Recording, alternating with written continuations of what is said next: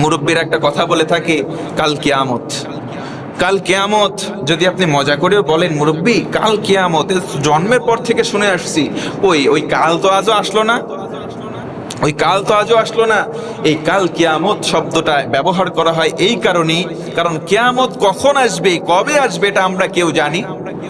কেউ জানি? যেহেতু জানি না, কিন্তু আসবে এই বিশ্বাস আছে তো। যেহেতু আসবে শতভাগ, কখন আসবে জানি না, এই জন্য আমরা আজকে অবস্থান করে সব সময় বলি আজকে যেহেতু কিয়ামত হয়নি, কাল কিয়ামত, মানে যে কোনো সময় আসতে পারে। এই যে আল্লাহ তাআলা বলেন ওই আসন্ন কিয়ামতের দিনের ব্যাপারে আমি আল্লাহ সতর্ক করলাম, তবে হ্যাঁ সেদিন কাফেরেরা আফসোস করে বলবে, আল্লাহ আজকের দিনে অপমানের জন্য মঞ্চ সাজিয়ে কোনো লাভ নাই, আল্লাহ আজকের দিনে আমরা যদি মাটি হয়ে যেতাম কতই না ভালো হতো। সেদিন তারাই আফসোস করবে। একটু চিৎকার করে বলেন তো আল্লাহু আকবার। পৃথিবীতে আজকে মানুষ আমরা, আমাদের ইমানের জজবা কমে গেছে। আর ইমানের জজবা যখন একটা মানুষের অন্তর থেকে বা ভেতর থেকে কমে যাবে, ইমানের বিপরীত শব্দটাই হচ্ছে কুফুর। ইমানের বিপরীত শব্দটার নাম বলেন কুফুর। যেখানে ইমানের মাত্রা কমে যাবে সেখানে কুফুরের মাত্রা আস্তে আস্তে ঢুকবে।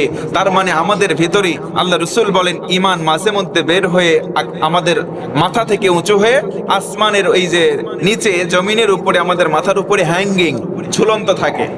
আবার যখন আমাদের ভেতর থেকে ওই পাপের যে অ্যাক্টিভিটিগুলো রয়েছে যখন দূর হয়ে যায়, আবার ইমানটা আমাদের ভেতরে চলে আসে। তবে সাবধান, তবে সাবধান, এ কথা আমি মোল্লার নয়, এ কথা আল্লাহ নবীজিকে মাধ্যম করে জানিয়েছেন। কেউ যদি ইমান বের হয়ে গেল, ভাসমান অবস্থায় যদি ইন্তেকাল করে বা মারা যায়, ওই মৃত্যুটা কিন্তু তার মুমিনী মৃত্যু হবে না, ওই মৃত্যুটা তার ইমানদারের মৃত্যু হবে না, ওই মৃত্যুটা হবে সবচাইতে অপমানজনক মৃত্যু। ওই অবস্থায় মারা গেলে জাহান্নামের বাসিন্দা হতে হবে, বলেন নাউজুবিল্লাহ। তাহলে আপনি চিন্তা করেন যে পাপের মধ্যে থেকে দিনপাত করবেন।